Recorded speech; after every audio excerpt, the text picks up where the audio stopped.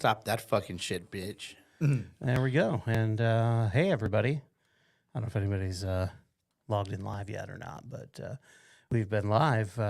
And let's take a look at us. Hey, we're in studio. We're doing it. Get that out of the shot. Welcome into another episode of the WTH podcast. Hello, I'm Nate. That's Jason. That's Kareem. And we are back in the Darling Media Studios. Last week, I was sick again. So that's why there was no show last week.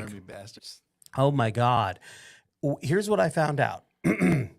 It's just a chest cold. How long do chest colds last, you ask? Oh, 14 to 16 days, the doctor told me. 14 to 16 days. So I am 7 days in. So there you go. That's where we are with everything. But that's why we weren't here last week. And then I was sick too. Like, oh, you were? I mean, that's just the way that it goes. Yeah. Also, the studios here were flooded. So there was that. So we couldn't have been here anyway. Oops. Even if we weren't sick, because we had a little water came down inside of the walls and seeped out at the bottom, which I've never heard of before, but there you go. You learn something new every day. I'm almost 53. I just learned that could be a thing. Well, there you go. When I look for roof leaks, I look up. Ha ha ha! Fool, fool. Anywho, yeah. So things are a bit of a mess around here. This studio is back up and running, but it's not. The places where people can't see is not as neat as I would like it, because I don't know when I'm going to have to unhook things again for the people who are doing the drying out of things to come back in. And are they drilling into the walls in those places where they put blue tape? I don't know. Who knows? Maybe not. But let's get right to it. The episode is called "Cops Keep Killing People." Well, yep. And cops keep killing people. It's we've talked about it before on the show. Let's talk about it again. Let's talk about it overall. So, killings by U.S. police reached a record high in 2022. That's last year. Law enforcement officials killed at least 1,176 people, or about 100 people a month last year. That's over 3 a day, making it the deadliest for police violence. But they've only been keeping records on that since 2013. Yeah. That blew my fucking mind. We've only been keeping records on police killings and not for 10 years. I don't think that everybody necessarily and they participates. don't even all report. Yeah. 10 years. Welcome to the black world. The preliminary 2022 total, a possible undercount as more cases are cataloged, marks 31 additional fatalities than the year before. In 2021, police killed 1,145 people, 1,152 in 2020, 1,097 in 2019, 1,140 in 2018. You know what's really interesting? The pandemic didn't slow it down. No. People weren't going out of their houses as much. But here's the difference. Essential workers, people who are poor, people who are minorities, still had to go to work. Yep. So those people were all out. And yes, cops kill white people too. Why don't white people care that cops kill white people? You know what? Honestly, because it's such a small percentage, the assumption is they deserved it. They did something to deserve it. Because we also see on TV all these white people doing shit to cops that you're like, how are they not beating and tasing his ass right now? So you're figuring if they've killed a dude who's white, that fucker's a bad dude and should be taken out. But they don't. Every mass murderer has surrendered peacefully. White has surrendered peacefully. Yeah. No, they shoot the poor and homeless white people. Those are the people they generally shoot, or the guy that's drunk and beating his wife, which like those are the types of things that happen, I think. Well, and, here's where that gets a little sticky. If you're a cop, that is the most dangerous place for you to be, is in a domestic violence situation. Yeah. The most dangerous place, because you do not know who has a weapon. Emotions are already heightened. People are on a hair trigger. And cops are walking into those situations trying to honestly, that's the one time cops walk in and try and diffuse situations. Right. And then the other part of that is you don't know with those two people, when it's just them, it's one thing. But when you enter an outside force or Right. entity into that can go anyway. and then you add alcohol into it. That person that you came to protect and serve could all of a sudden be back on the side of the person that was abusing them. Right. So in that case, that is probably, like you said, it's probably the most dangerous. That is where more cops get killed. Yeah. That's where it happens. And the other part of this conversation is cops being afraid of minorities, but the people that killed them most are white people.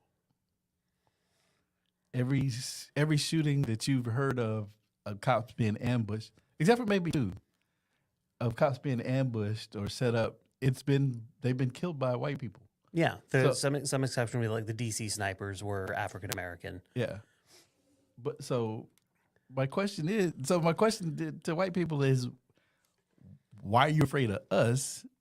And then why don't you care that cops are killing white people?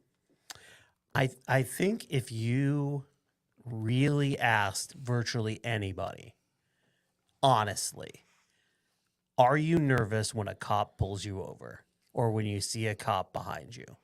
I think virtually everybody is going to say yes for different reasons. Some it's a matter of life and death. Other people don't want to get a ticket. Other people are whatever it might be. I don't think there's anybody who sees a cop behind them and are like, all right. Yeah. Another cop. No. No. If another cop pulls over another cop, then they're fine. But here's the deal. The thing is, I've seen enough videos at this point of cops doing dumb shit. Mm-hmm. Even to other cops, that it brings the question: what the fuck? What kind of training? What kind of? It's almost like at some point they go from being a person to being a cop, and being a cop outrules all common sense 1,000%. and 1,000%. the whole thought process. From seeing them arrest ambulance drivers trying to attend to people who've been injured, to arresting other cops or trying to arrest other cops. I watched one of an ATF agent where the cop pulled a gun on him and claimed, "You're not showing me your credentials," and his credentials was around his neck. Or the was it the staff sergeant that got pulled over when he was in uniform? In uniform. I'm used to that because my buddy Jeff had a black Maxima when we were in the Air Force, and it was like a newer Maxima, and but he had like a side job, and then he was on the honor guard, so he made extra money. Being on the honor guard when people had funerals and stuff. Right. He was one of those people that went. And they would pull him over all the time for his car. Literally just because of his car. Matter of fact, he was in Mississippi for tech school before he went to Japan. They pulled him over 4 times in the state of Mississippi. And the last time they pulled him over, this was right at the beginning of cell phones. He pulled out his cell phone and called his brother. And when the cop walked up to his window, he gave the cop's name and badge number to his brother. And he said, "If I don't make it out of here, my brother has your name and badge number at this point. So, but like I said, I've seen them do so much dumb shit that the common sense of being just a regular person and in handling the situation is just out the window, and they're just being a cop. Yeah. And it's like it's a power play for many of the ones that I see. That is absolutely right. That a lot of the cops you see are the dudes who are the football players in high school. They're the people who are police departments recruiting. They're recruiting tall, physically imposing guys, because the theory is a tall, physically imposing cop is going to be less likely to have to get physical with somebody. I don't know that that's even remotely true, No. because when you're talking about dealing with people who are high on something, with people who are mentally ill, with people who are desperate about something, I don't think they care that that cop is 6'3" and 230 pounds. Yeah. They just know that's what's standing between them and being able to get away. Yeah. That's all they care about. Yeah.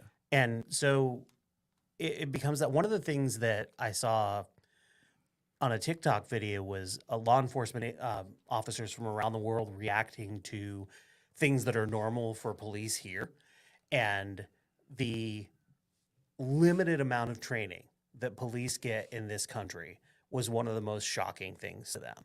Yeah. Because compared to other countries, it's just minuscule before these people are put out on the streets. And yes, they start out with an experienced partner. We've all seen the old TV shows. Yes, they start out with this experience, but the experienced partner is somebody who had an experienced partner who trained them. So all of these bad habits, Yep. all of these bad ideas, they have a through line Yeah. because they're people. Yeah. And when people don't have the knowledge to handle it, then that's what happens. I've talked to police officers before.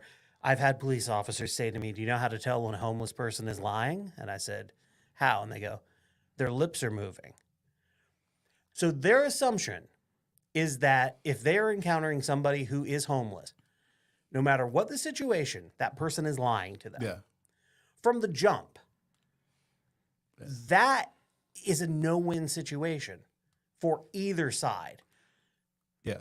Well, you hear the language also that is used too, which is that they're in war zones and like things are like a war. It's like a war out there, and Well, look how they've been equipped. well, I mean but that's the thing though, is that war is a completely different thing than a neighborhood that you're policing, whether or not it's a violent neighborhood or not.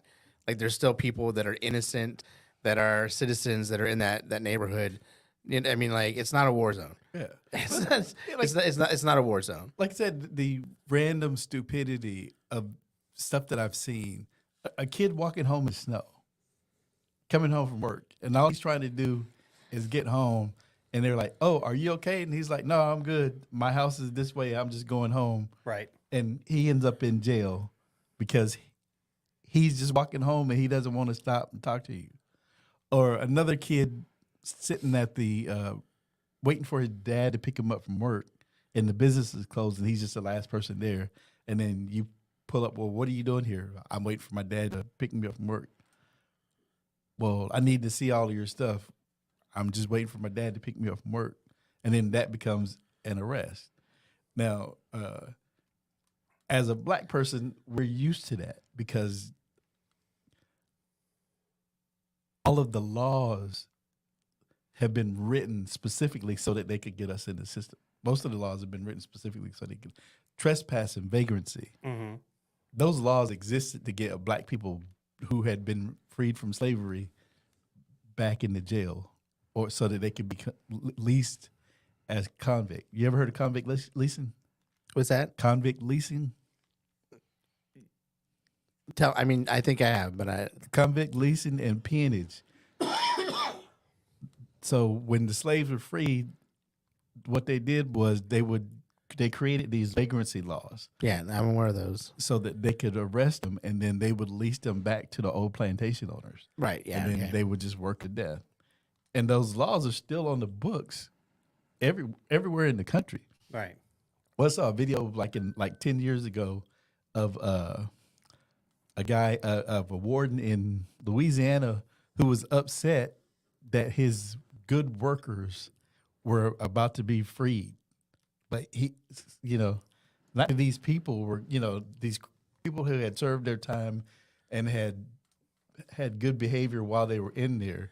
He was just mad because his trustees were going to be gone. Right. And we, in this country, we have an idea that we think of how things work that's not even close to being the reality. Especially if you're somebody who is white, who grew up in an area that was mostly white. Like, and you don't learn these things. These things were not things that are taught in school. They're just things that, and then when you hear them for the first time, they sound crazy to you. Yeah. Like, what are you talking about? That can't be real. That's ridiculous. Do you know how many states that a judge doesn't necessarily have to be a lawyer in? It's somebody that wins an election. It's way more than it should be. No law background. It's just somebody that wins an election or somebody that gets appointed by a friend.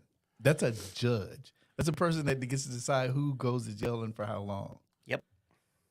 And then in a lot of places, the county sheriff is the most powerful person in town. 100% true. The more rural, the more true. And then there's no policing standard in the country. That was one of the other things that cops from around the world were like, what are you talking about? There's no like national standard for what the rules are. Every different place makes its own rules. Yeah. That made they were just blown away by that. They're like, what is that? That doesn't even make any sense. You're all in the same country, but we're not. No. We're not. It's a very different experience if you are in Sacramento, California, as opposed to Memphis. Yeah. Or Minneapolis or Boston. Your experience is going to vary, and it's going to vary a pretty significant amount, no matter what color your skin is. Yeah. But it's going to be very different wherever you are. Now, when you grow up someplace as white as Vermont, cops are just dicks. Yeah. And they're dicks to everybody, unless you're somebody important. If you're somebody important, then no.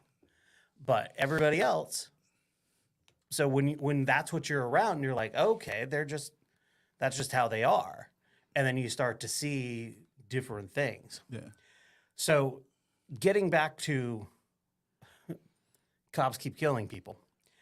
A $50 million claim has been filed against L.A. over the death of a man who was tased by police.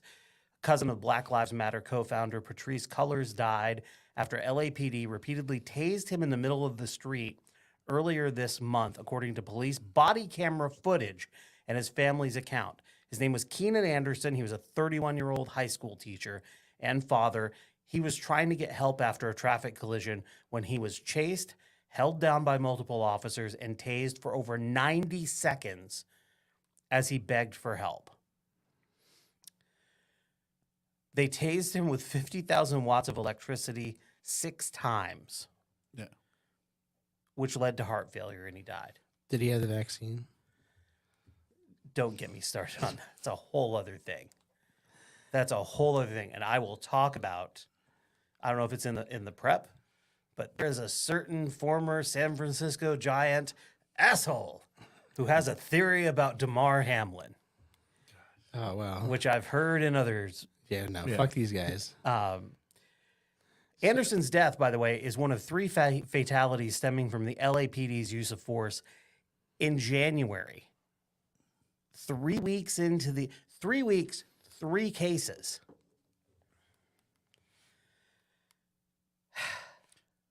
And I know we're going to get to Memphis. Oh, that's next. we've seen these specialty units. Mm-hmm.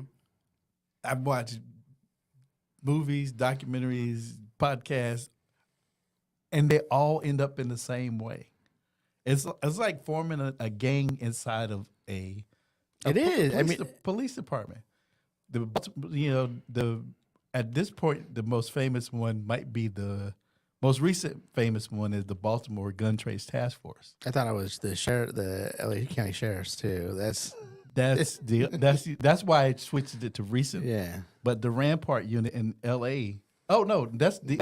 Oh no, They have the new stuff that just so happened, you have the like- new sheriff's department gang, but you had the Rampart unit that was in the L.A. County Sheriff's. They haven't been able to Department. get it out. Yeah. They one of them traced it like I saw they had this whole thing about it, and like they traced it back 80 years, like back to to the beginning. Like they've had these these gangs, actual gangs in the sheriff's department.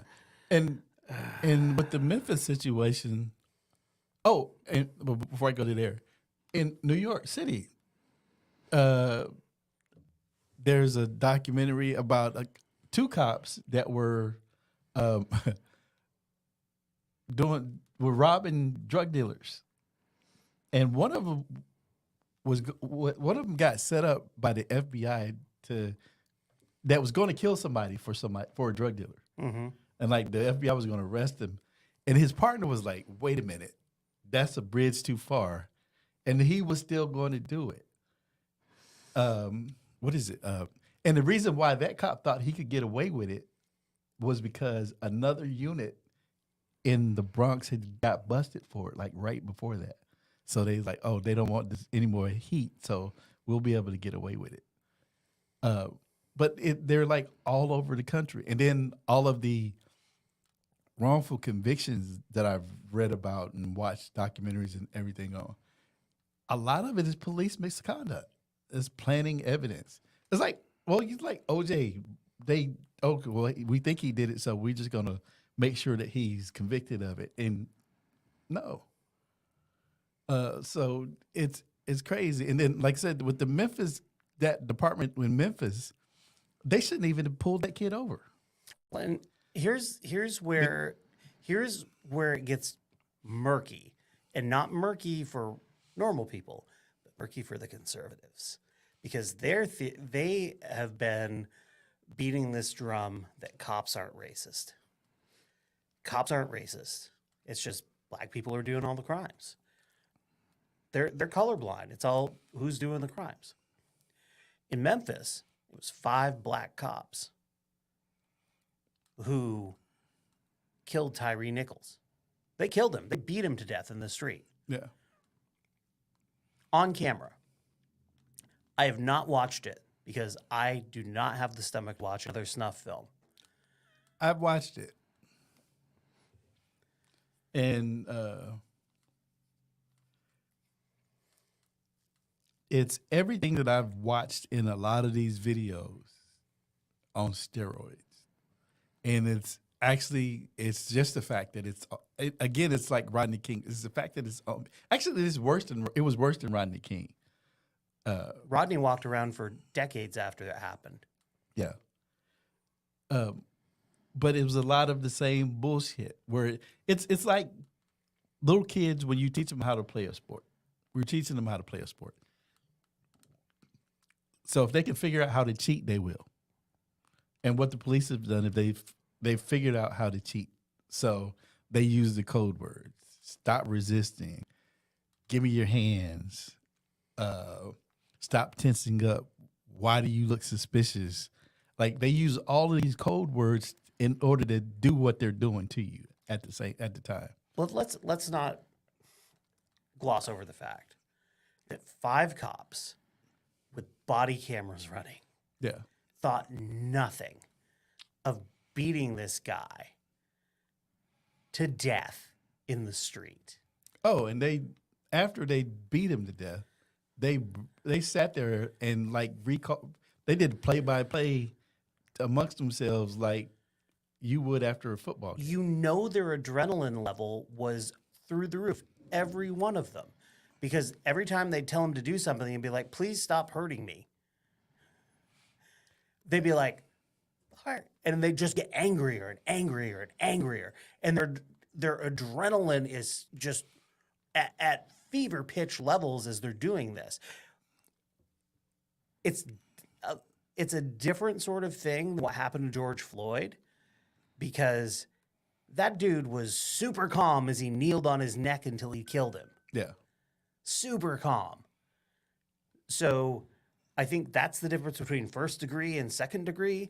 But you still have someone who shouldn't be dead, who was killed in the street for no reason. Yes.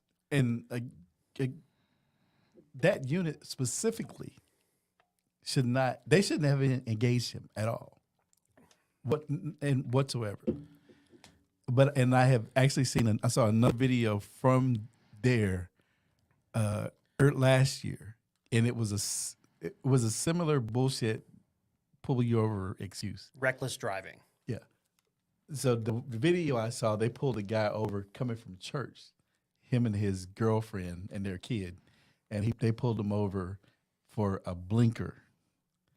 And the guy was like, "Oh, the blinker was broke, but he was clicking it, so it would seem like it was working."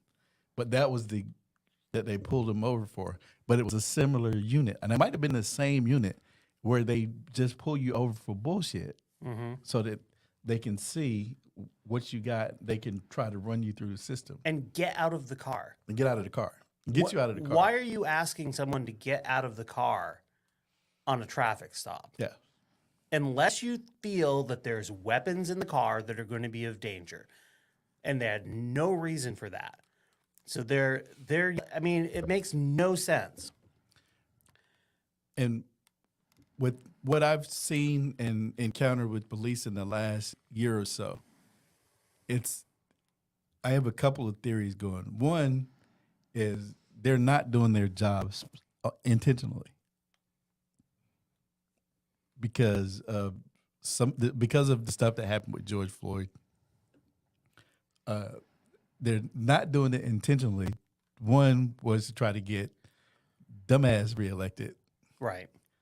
So that failed, and the other is for resources, because everybody says the police are underfunded. Where do you know where the majority of Sacramento's COVID money went? Cops. Sheriff's department, yeah, to the police department, yeah. So they make all the money. They have one of the strongest unions in the country. I mean, they have the strongest unions in the country. Between them and the prison guards, it's a business at this point. So is that, and they're at this point, and I think I'm not going to do it because you're telling me I'm going to not do it because you're telling me I have to. Again, I'm in charge here. You're not telling me what to do. You're not out on the street. You're not the one who has to be out on the street with these people all the time. And they're in the mindset because, in part, of the lack of training, the lack of screening for proper temperament for somebody to deal with those situations. And honestly, if you really want to break it down on a cop-by-cop basis, so I'll do this. Let's be really fair.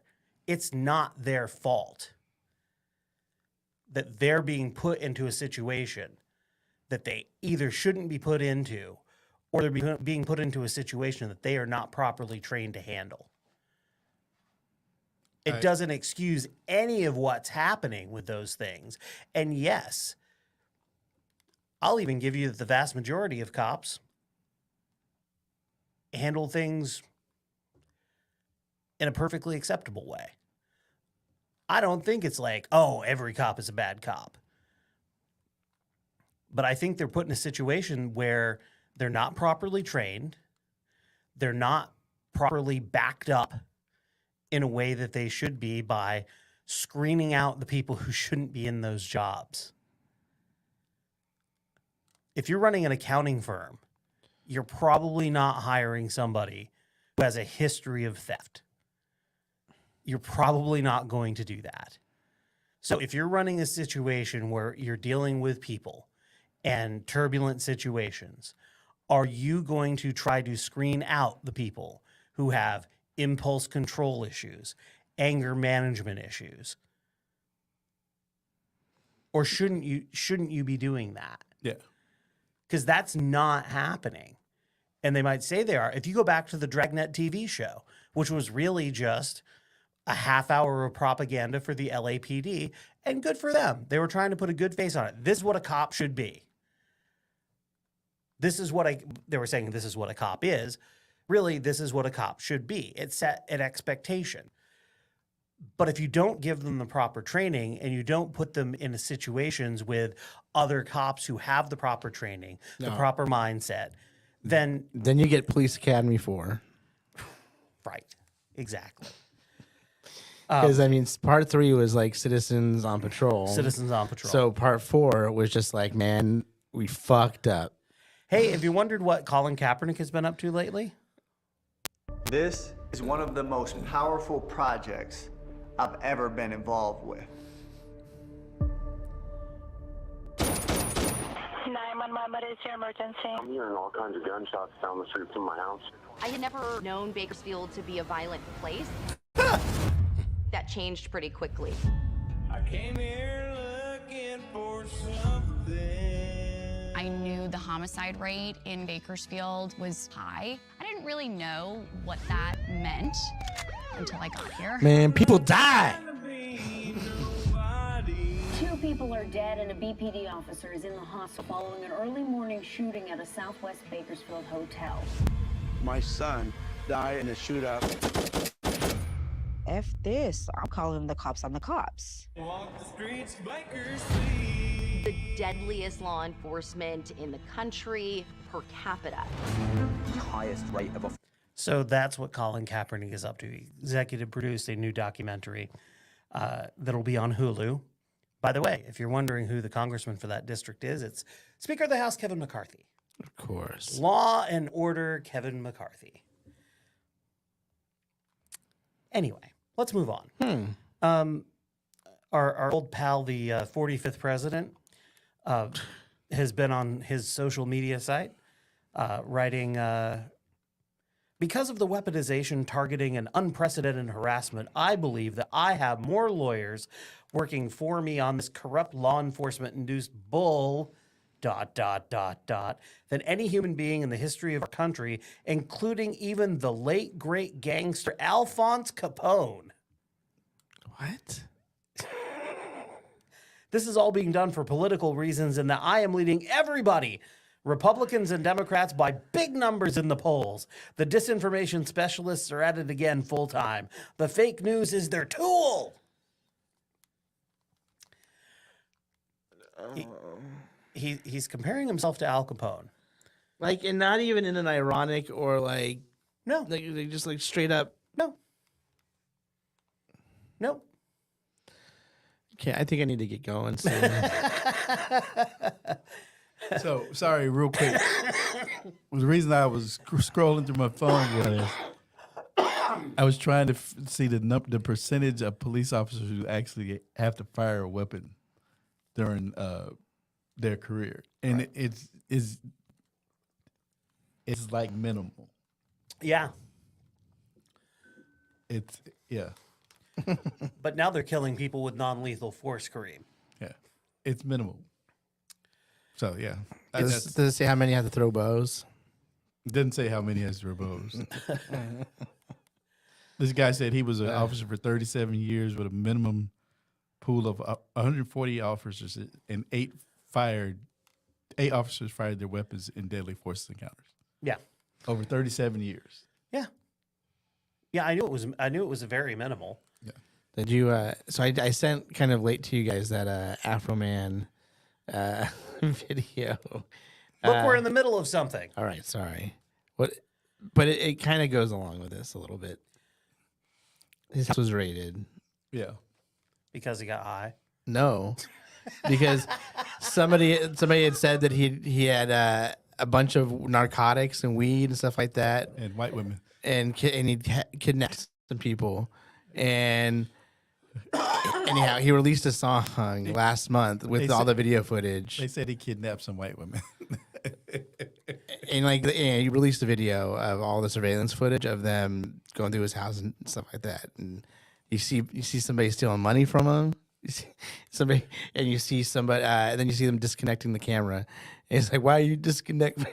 Damn, it's listen to this song. It knows no bounds. I guess is what I'm saying. It knows no bounds. Alrighty. These fucking people. Now, it was arguably the most consequential October surprise in the history of the American presidential elections. If you recall, in the few last days of the 2016 race, with polls showing Hillary Clinton clinging to a lead over Trump, 2 last-minute stories broke that rekindled on-the-fence voters' ethical doubts about Clinton and quashed a budding scandal around her rival. Except the October surprise was no surprise to one key player, Rudy Giuliani, the ex-New York mayor and Trump insider who later became the president's attorney. Late that month, Giuliani told Fox News that the trailing Republican nominee had a surprise or two that you're going to hear about in the next few days. I mean, I'm talking about some pretty big surprises. End quote. Just 2 days later, then FBI Director James Comey revealed the Bureau had reopened its probe into Clinton's emails based on the possible discovery of new communications on a laptop belonging to disgraced New York Politico Anthony Weiner. The news jolted the campaign with a particularly strong boost from the New York Times, which devoted 2/3 of its front page to the story and the notion that it was a major blow to Clinton's prospects. It was later reported that Comey was motivated to make the unusual announcement about the laptop because he feared leaks from the FBI's New York field office, which, according to Reuters, had a faction of investigators based in the office known to be hostile to Hillary Clinton. Indeed, Giuliani bragged immediately after that he had sources in the FBI, including current agents. The Philadelphia Inquirer is calling on the New York Times to apologize for their role in all of this bullshit. Why is this important now? Well, Charles McGonigal, who was a lead FBI agent, he was the one in charge of the Trump-Russia investigation, actually, in New York. He has been arrested. He has been working for Oleg Deripaska, who is a Russian who had been sanctioned and couldn't do things. Yep. Anywho, it gets better because not only was McGonigal very shady with all of that, one morning in October 2017, Allison Guerrero noticed something unusual on the floor of her boyfriend's Park Slope, Brooklyn apartment, a bag full of cash. There it was, lying next to his shoes near a futon, the kind of bag that liquor stores give out. Inside were bundles of bills, big denominations bound up with rubber bands. It didn't seem like something he should be carrying around. After all, her boyfriend, Charles F. McGonigal, held one of the most senior and sensitive positions in the FBI. Where the fuck is this from, she asked. He said, oh, you remember that baseball game? I made a bet and I won.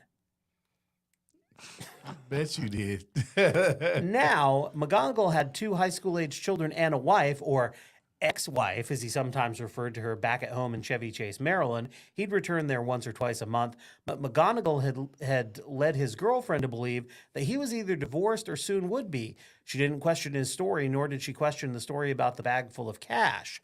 A few days before, she had sat on the couch with McGonigal in the one-room garden sublet to watch his Cleveland Indians beat the Yankees.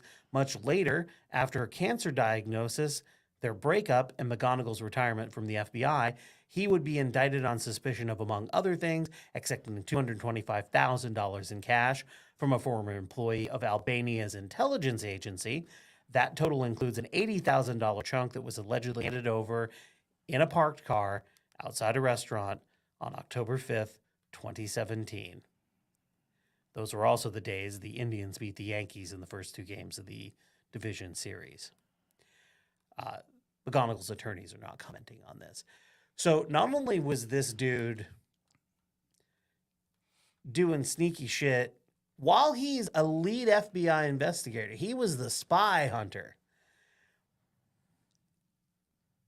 Not only was he minimizing the Trump-Russia investigation, he then ended up working for an employee of one of the Russians. Yes. A couple of years later. Yes. Now, this is all rolling. We're going to see where this all ends up. What the actual fuck? Well, The late great Alphonse Capone? I mean, he was being used, and he was so into himself. you're talking about Trump. Trump. Yeah. Yeah. So he was being used, and he's so fucking conceited that he did not realize that he was being played by all the people he was being played by. He still doesn't think he was. And yeah, exactly. I still want to know what was said when he had a meeting with Putin and the only people in there were Putin's translator, the two of them, and a Russian photographer. Because that ain't normal. Yeah. He says, Pootie, I got you, Pootie. Whatever This is what he said. whatever you need, Pootie, I got you. Just don't let the P tape out. Here's what I'm thinking. He's not the one who did most of the talking.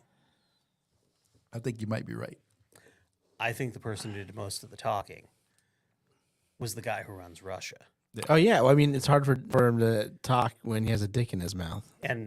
And he speaks English, and there was a translator just to make sure you understand. Yeah. This is the deal. This is what it is. But hey, both sides, same thing. Every now and then we'll see a video about it with an angry liberal who's upset about somebody doing something that, oppresses people or whatever. We have a conservative now who's a bit angry about things. Fuck you, Democrats! You want to tell me to leave? Fuck you, Democrats! Fuck you, Democrats! I got a fucking 18-year-old. I got a 6-year-old. I got a 5-year-old. Fuck you, Democrats! I don't know what your children's ages have to do with Democrats. I think he sounds like a 5-year-old. Actually, sounds like a 2-year-old. Democrats! He sounds like Alex Jones. Democrats! He has a flat top. This will shock you. White guy with a flat top. He's not done. Fucking Democrats! Fuck you! Fuck you! Fuck you, Democrats! Fuck you!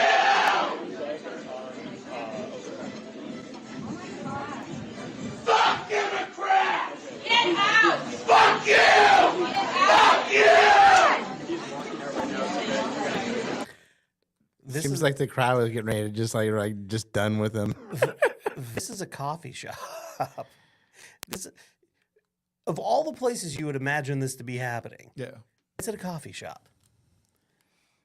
Meanwhile, I just want to try it something like, "Fuck you, Democrats!" Ho! Like Thundercats ho.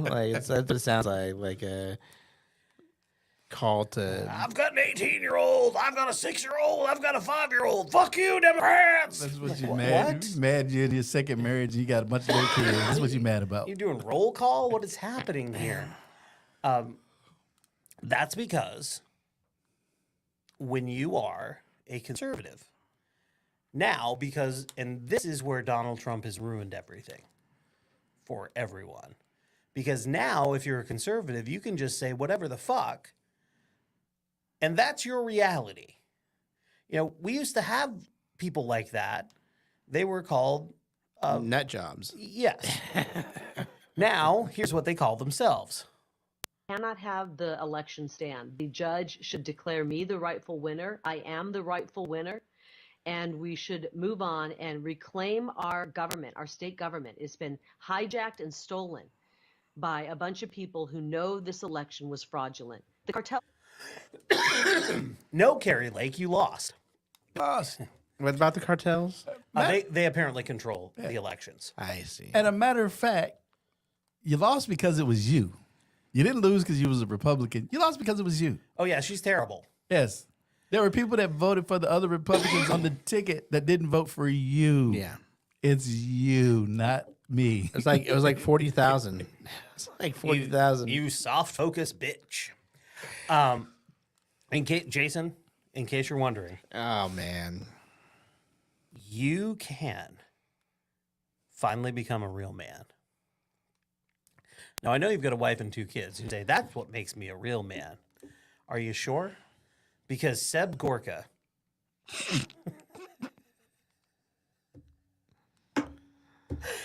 has the manhood hour. What is he? Is his dick talking? What's his man? Like, It's his definition of a real man. I've not listened to it. I will not listen to it.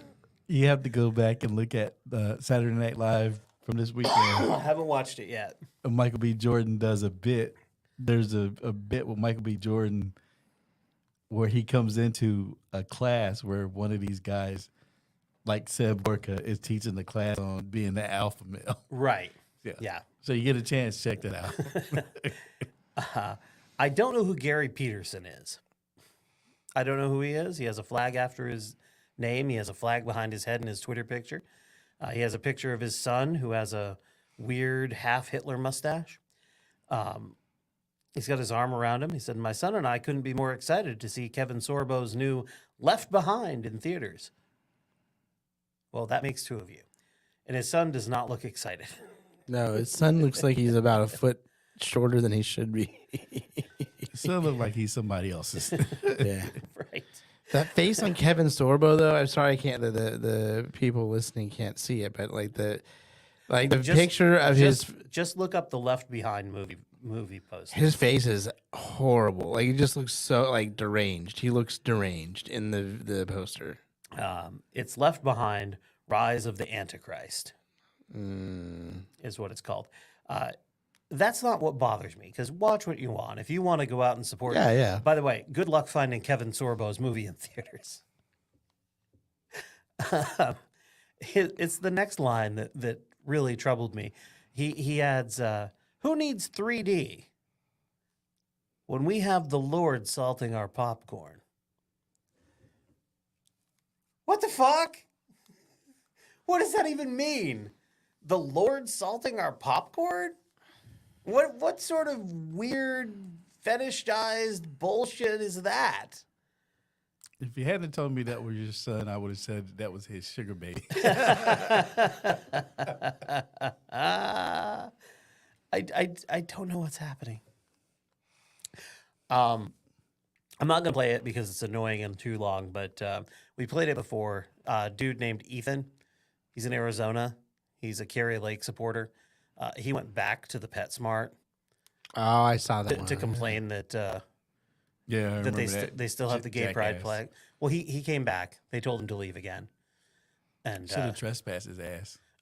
Well, the manager did say she was calling the police, and then he did the thing that all assholes do. I'm calling the police. He's like, I'll be back in June. Yeah. Well, you will unless they take out a restraining order on you and trespass him. Yep, that'll be it. I have this for you guys, and I'm afraid it might upset you a little bit. Whoa, that's not the right one. That is definitely not the video. Stop that. That's definitely on. He needs a raise. Yo. What you? Stop. Just stop. That is not the right. It's not the right. Was the one. first one a commercial for that one? I don't think so. I don't know. I need to find this. All right. Here we go. There we go. Here's a list of 10. All right. It's 10 unpopular musical opinions. You too might get up in your feelings on some of these. So let's go through them all and see how you do. Popular musical opinions that could get you canceled.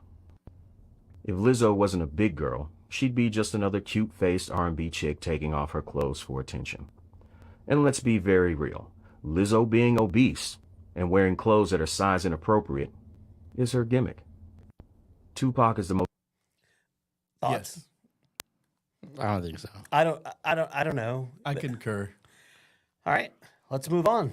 This one's about I'm not saying she's not talented. Yeah.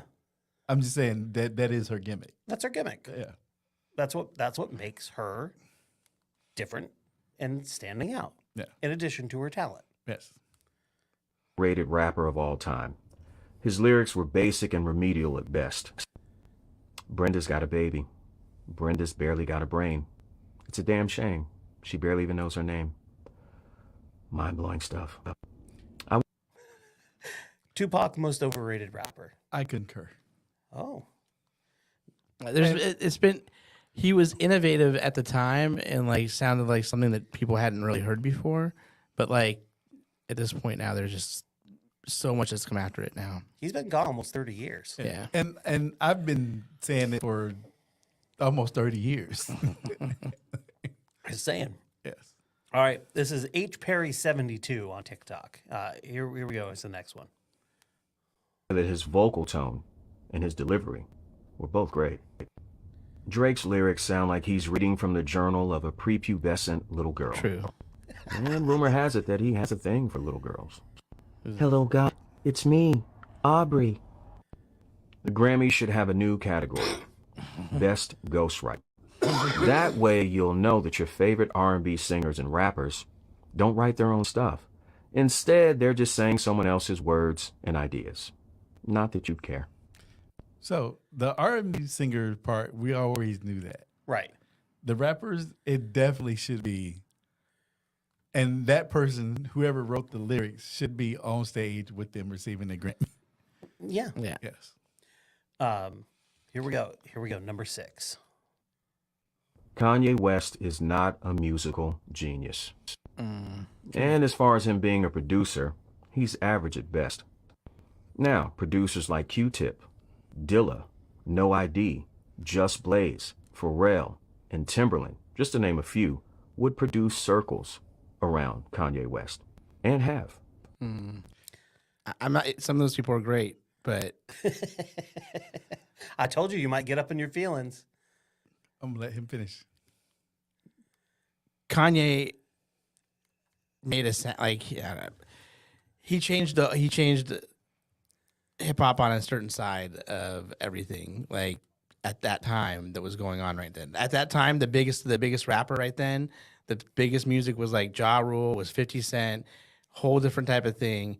And Kanye came in and was able to shine a light not on just like backpack, like hip hoppers and stuff like that, but also on Mos Def, Talib Kweli, Common, gave all those guys contracts and brought that type of hip hop way closer to the front.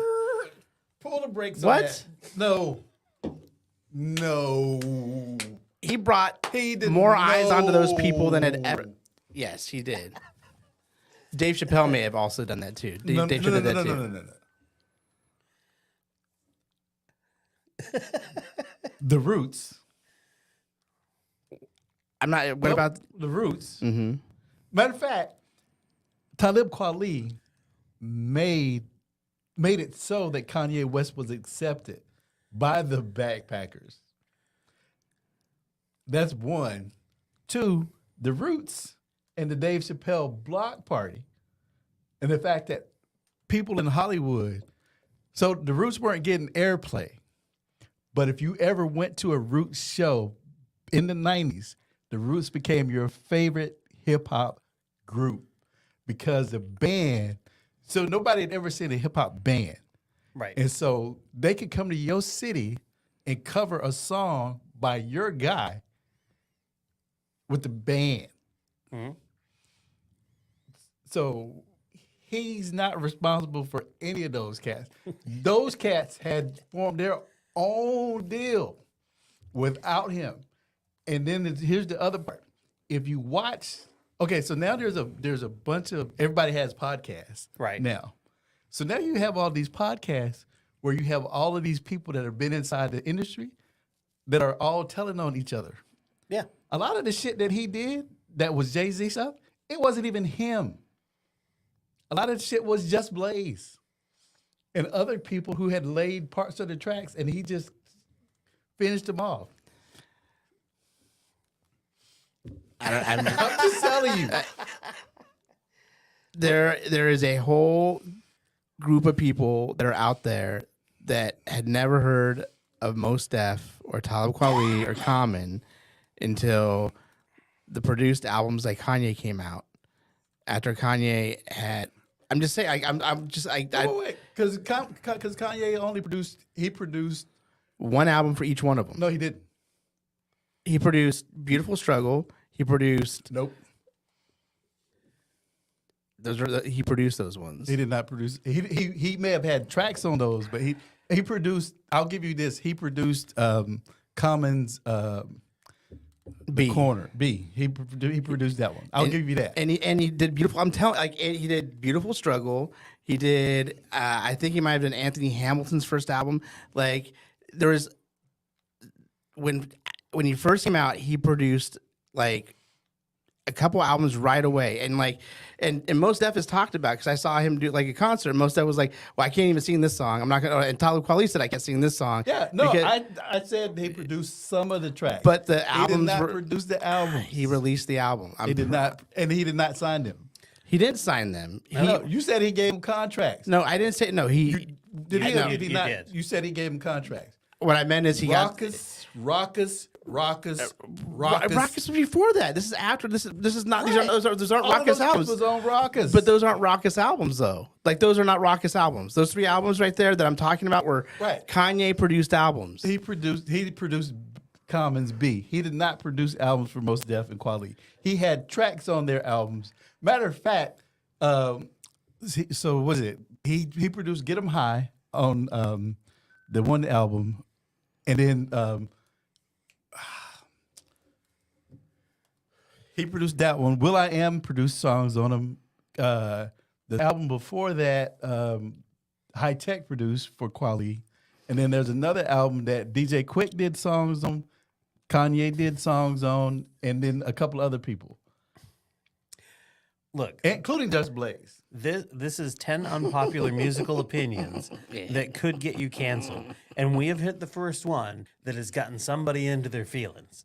Now, I don't think it's going to be the last one that gets somebody into their feelings, Kareem. Prince went downhill when he stopped working with the Revolution. Sign of the Times was his last great album. And when Prince started rapping, I stopped listening. J. Cole makes boring, one-dimensional... Okay.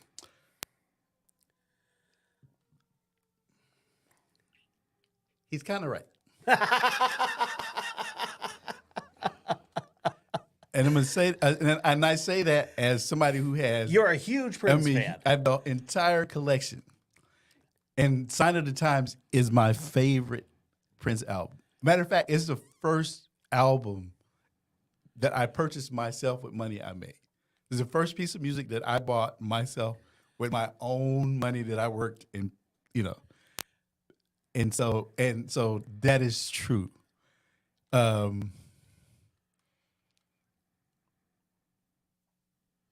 I will say but I won't say there were some albums. J. Cole makes boring. There were some albums after that were good albums, and then there were a couple that were like.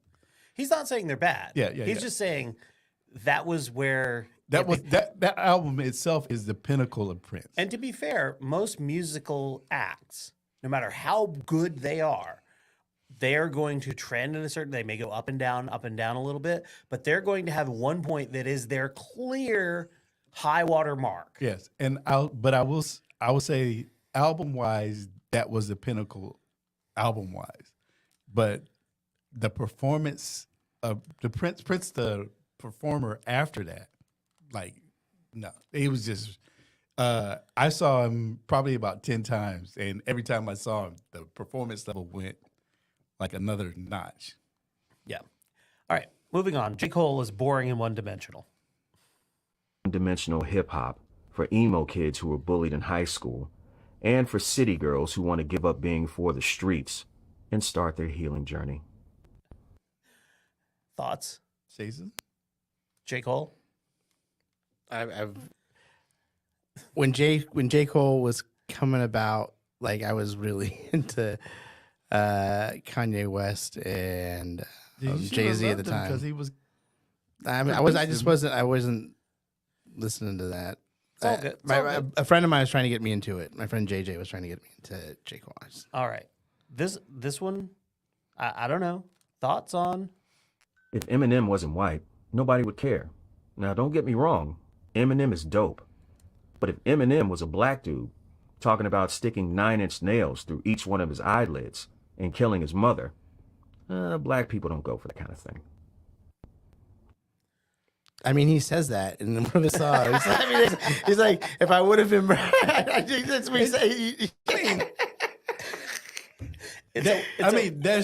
That's true, but that would be like if the Beastie Boys rapped about something different than what they rapped about. Yeah. He rapped about who he was. Yeah, So, and that's why people fuck with him. Yeah. And it's just so fun.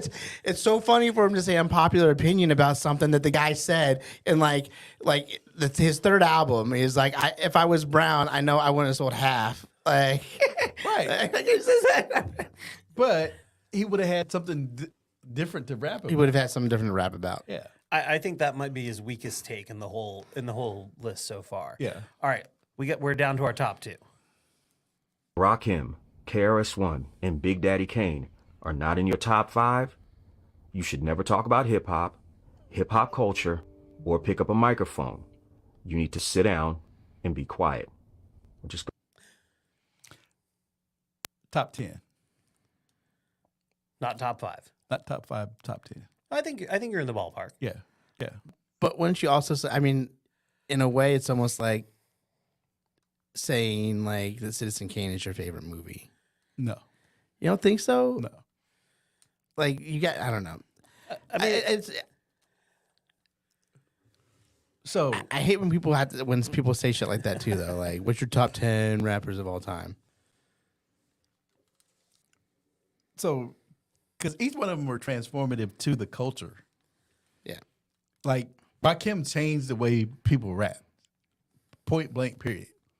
And KRS-One kind of was the introducer to what we would consider conscious rap.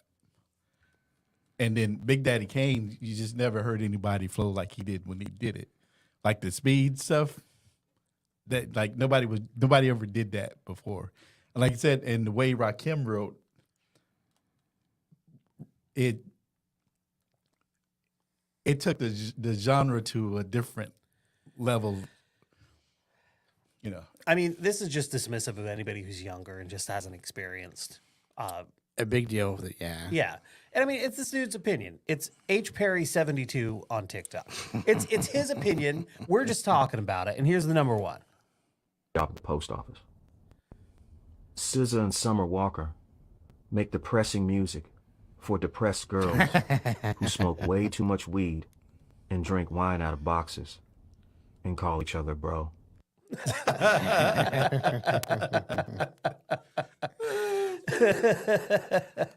That might be the one we agree upon most. So there you go.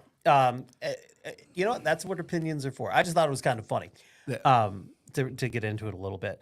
I was a little bit, troubled is the wrong word, puzzled. A&W restaurants, which I don't remember the last time I saw one that was freestanding that wasn't attached to a KFC. Yeah. But they're out there on Twitter at AW Restaurants. They put out a post. America, let's talk. Since 1963, Rudy the Great Root Bear has been our beloved spokesbear. We knew people would notice because he's literally a 6-foot-tall bear wearing an orange sweater. But now we get it. Even a mascot's lack of pants can be polarizing. Therefore, we've decided that Rudy will wear jeans going forward. Not to worry, though, he'll remain our official spokesbear.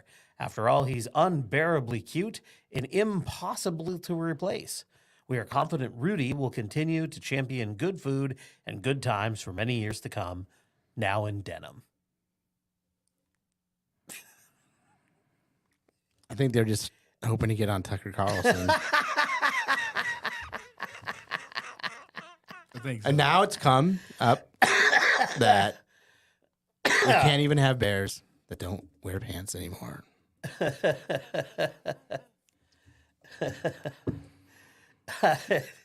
It is just hilarious. I feel like it seriously was a swing and a hope, like, Yeah. just like as we like, hey, let's get out there. There's all this talk about the new M&Ms, like that they're getting a different spokesperson now, Maya Rudolph, because people can't handle women M&Ms. Pay attention to me.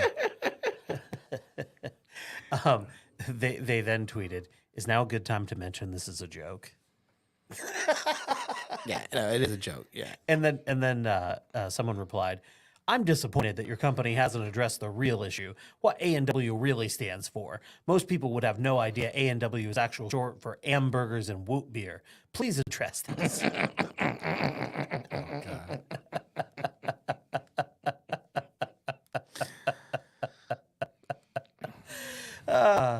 I heard it stood for anus and wieners. Here's the headline from Fox Business. A&W Root Beer puts pants on polarizing mascot bear Rudy after Eminem pauses spokes candies. Yeah, see? That's right. Good on you, A&W. Good on you.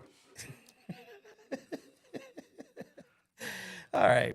Let's wrap it up with a little bit of... before we Yes, sir. get to that point, Yes. I just want to say this. All you fucking Bengals fans and all of you fucking commentators who picked the Bengals and who was up on Joe Cool's balls, stop being whiny little bitches because I'm tired of this shit. And then the 49ers fans who, your quarterback, you were down to your fucking fifth quarterback and your quarterback couldn't do anything but hand the ball off. You were going to lose the fucking game. The referees did not job you. You lost because you were down to your fifth fucking quarterback. The 49ers lost in part because Kyle Shanahan, very puzzling. Why you would put Brock Purdy back out there when all he can do is hand off was puzzling. Just direct snap to somebody and call it a day. I will say this, though. The roughing the kicker call was bullshit. That was running into the kicker at best when the guy was blocked into the punter on 4th and 6. Now, they're going to lose anyway. I get that. But that was a bullshit call, and there were bullshit calls all over the field. All over the fucking field. You didn't even watch the game. Shut up. But I will say the Niners did a lot of it to themselves because God, their they defense did. was pressing so fucking hard. So The defense hard. imploded. The other side of it, though, other side of it, let me just address this for a Okay, moment, let's Kareem. hear it. I said this on Twitter, and I fully stand behind this.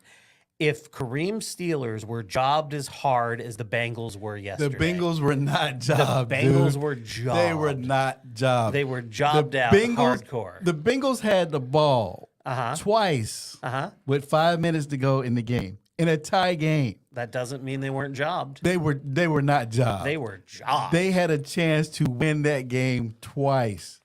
Are we talking about a blowjob or a hand job? Jobbed. And they Nothing that pleasant, Jason. They lost. Point blank, period. The Buffalo Bills should be fucking ashamed of themselves that they let 3 backup fucking offensive linemen keep them off of Joe Burrow during last week's game. That's really what the fuck it is. The Buffalo Bills should be ashamed. The fucking defensive coordinator for Buffalo should be fired. And everybody in the middle of that defense. Chris wore black yesterday. Should, every fucking like every fucking interior defensive lineman that they have should give his money back for this season because they couldn't get past 3 backup offensive linemen last week. All right. Speaking of the Bills, really quick, because I mentioned it earlier. So Aubrey Huff, 2-time World Series champion, former San Francisco Giant asshole, has a theory. And he's not the only one with this theory. The theory is that DeMar Hamlin is actually dead, and that this is all a ploy by the NFL. nice. Yeah. And some people even go so far as to say he's dead because he was vaccinated. Yeah. Makes sense. There was a hockey player who got hit in the chest with a hockey puck. And the same thing happened to him. And he ended up playing again during that season. It's not unheard of. It's not. And it has nothing to do with the vaccines either. No. This happens to kids in high school all the time. Some kid takes a blow to the chest and it throws their heart into an arrhythmia.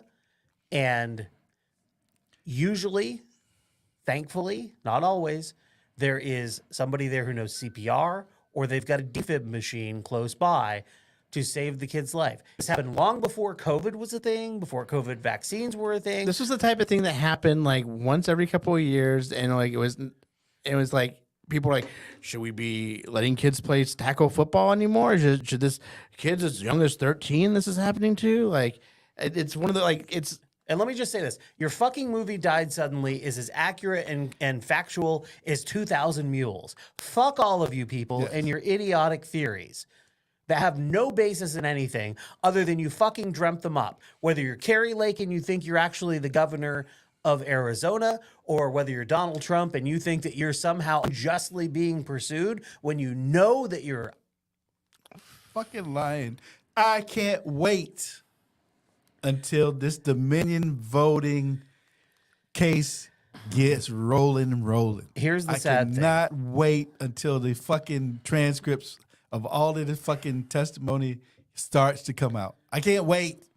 I'm not going to get excited because everybody in the conservative echo chamber is just going to either ignore it, say it doesn't matter, move on to the next thing. Whatever it is, they just spin to the next thing, and it never fucking matters. That's not why I'm excited. I'm excited to see Fox News, Tucker Carlson, Sean Hannity, and all of those motherfuckers have to come up out of their pockets. That's what I'm excited about.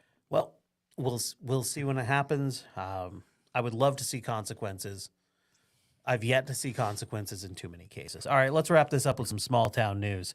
Going back to the great state of Vermont, if this video actually plays. Here it comes. Come on, bitch. Two-year Not COVID this lady. hiatus, Vermont Fish and Wildlife's free ice fishing festival has returned. Our Haley Morgan went over to Silver Lake and has the story of this chilly comeback. Fish and wildlife officials say fishing fans have been waiting for the festival to come back. More than 300 people registered for the department's first festival since the pandemic began. That included first-timers like Gene Coffey, who traveled all the way from Canton, New Hampshire, eager to learn the sport. We've talked about doing something like this for years, and I've always wanted to ice fish. I fish in the summer all the time, but I've never experienced ice fishing. And it's an opportunity to be outside and be in nature and be with other people that are like-minded. So that's what I've been thinking about a lot when I want to do it. This year's event took place at Silver Lake State Park. The lake had several hands-on learning stations, hole drilling, how to use your fishing equipment, Fishing in the wintertime, obviously, you're going to have ice. and of course, tip-up techniques. But Fish and Wildlife says the first lesson everyone should learn when taking up the activity is ice safety. But mostly you just want to do this to make sure that it's more about how to read the ice, how to talk to local bait dealers to make sure that it's, where you're going has had good reports, and then just make sure you, as you're out there, constantly assess. You get outside in the fresh air, get some sunshine, and you don't want to ruin that by forgetting one little safety tip. Once people have gone through the stations, they can You don't want to forget that by falling through the ice into a watery, freezing grave. Yeesh.